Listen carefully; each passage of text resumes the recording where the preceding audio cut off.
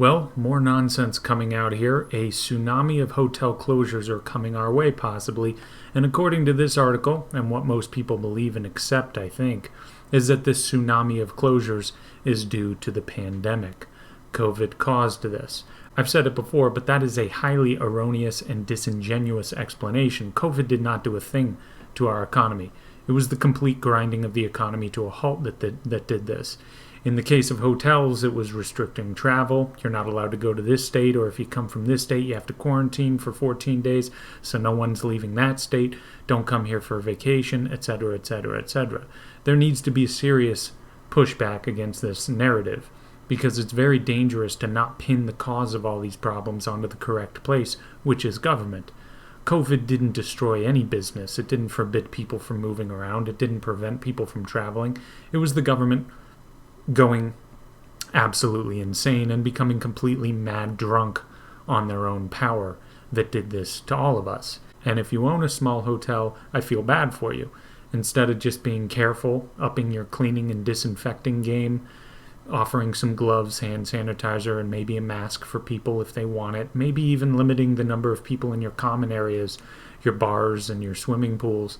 I mean, if you were frightened of having your reputation tarnished because of some outbreak in your establishment or that came from your establishment, those were some measures you could have taken. But no, don't worry about it. No need to do any of that. The government is going to come in and slam down their hammer of safety and prevent people from moving or traveling at all. And they could have very well destroyed your hotel business. It's terrible, and moving forward, no trust should be given to the government again. Not only are they not calm and rational, but they're even worse. They got a taste of that next level power and dominance, and they couldn't get enough. They dove headfirst into it and wielded such a disturbing amount of that control to the point where it nuked our economy. Again, this article says that this hotel, the Lux Rodeo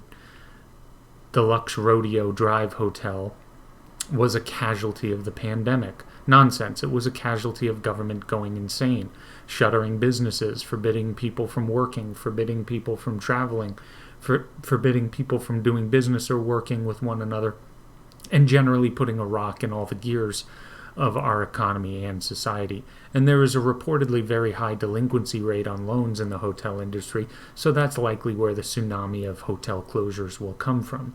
It's just too bad because, as I mentioned before, moving forward, who in their right mind will open up their own hotel or motel or any business for that matter? The message has been very clear. Government will, without hesitation, completely lay waste to everything you worked for.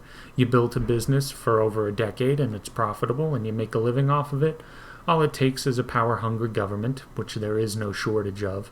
All it takes is that to decide that there's a risk to you making a living, and it doesn't matter how you feel about it, we're going to crush everything you built. And at the end of it, their self-righteousness will be intact, so that's even worse.